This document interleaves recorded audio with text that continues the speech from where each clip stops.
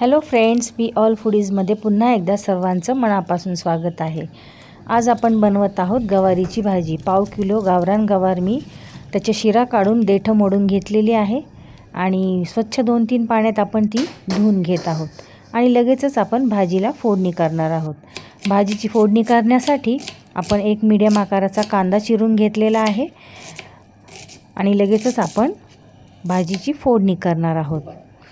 कढईमध्ये आपण कढई तापण्यासाठी ठेवलेली आहे। कढईमध्ये तेल तापलं की आपण लगेचच मोहरीची फोडणी त्यात घातलेली आहे। मोहरी तडतडल्यानंतर आपण कढीपत्ता देखील फोडणीसाठी घातलेला आहे।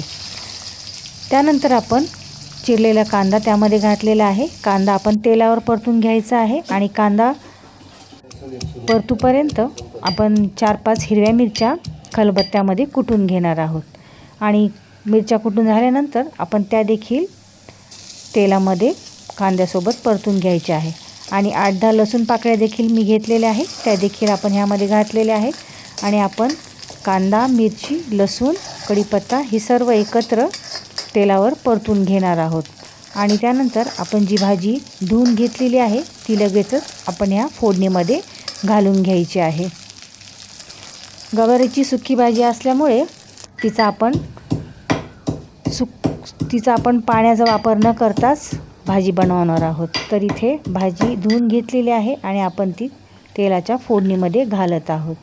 पाण्याचा वापर न करता तेलावर परतून ही भाजी फारच अप्रतिम बनते आणि वाफेवर झाकून देखील आपण ही भाजी बनवून घेणार आहोत। तर भाजी आपण तेलामध्ये घातल्यानंतर आपण व्यवस्थित तिला परतून घ्यायची आहे आणि लगेचच आपण 5 ते 7 मिनटं भाजीला झाकून वाफवून घेणार आहोत।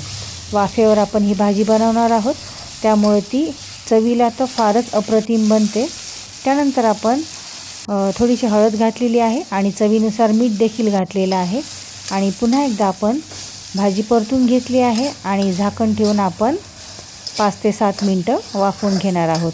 गवारीच्या शेंगा अगदी कवळ्या असल्यामुळे भाजी लगेचच वाफेवर शिजली गेली आणि इथे आपण पाहू शकता आपली भाजी जवळजवळ तयारच झालेली आहे आणि शेवटी आपण ह्यामध्ये शेंगदाण्याचा कूट घालणार आहोत, कारण गवारीची भाजीमध्ये जर तुम्ही शेंगदाण्याचा कूट घातला तर तिची चव आणखीनच वाढते। त्या अगोदर मी एक छोटा चमचा मी धने पावडर घातलेली आहे। हिरव्या मिरचीची कोणतीही भाजी असली तर त्यामध्ये तुम्ही धने पावडरचा वापर करा, भाजी फारच छान बनते।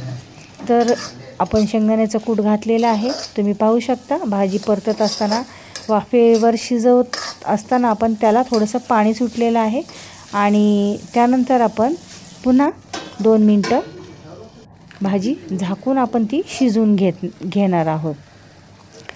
तर शेंगदाण्याचं कूट व्यवस्थित भाजीला लागावं आणि शेंगदाण्याच्या कूटाची चव देखील भाजीला यावी म्हणून 2 मिनटं फक्त आपण भाजीची वाफ काढून घ्यायची आहे आणि इथे आपली भाजी तयार झालेली आहे। डब्यासाठी तुम्ही अशी भाजी बनवू शकता किंवा रोजच्या जेवणामध्ये वरण, भात, चपाती आणि अशी सुकी भाजी जर असली तर ती खाण्यास खूपच अप्रतिम लागते। तर इथं आपली भाजी आपण एका प्लेटमध्ये सर्व करून घेतलेली आहे आणि आपली भाजी तयार झाली आहे।